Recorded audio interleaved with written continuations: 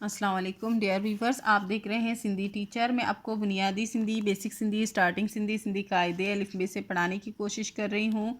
उसके बाद हमने स्टार्ट किया है class 3 to class 7 Sindh text book board के। हम सारे चैप्टर पढ़ चुके हैं।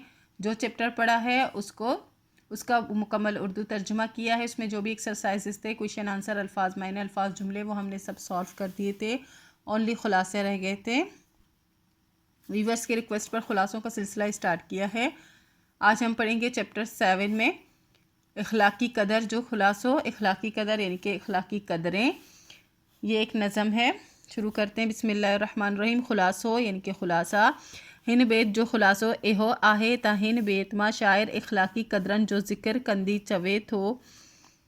इस नज़म का खुलासा ये है कि इस नज़म में शायर ने इखलाकी कदरों का ज़िक्र करते हुए कहा है कि त अदब ऐं इखलाक वारे माण्हू आहे कि अदब और इखलाक वाला आदमी ही आदमी है। अदब माण्हू खे माठपो सेखारे थो ऐं इन सां गॾोगॾु सच ॻाल्हाइण ऐं नंढनि सां प्यार ऐं वॾनि जो अदब करण सां नए माण्हू जो मक़ाम ऐं शान बुलंद मतायून थे थो।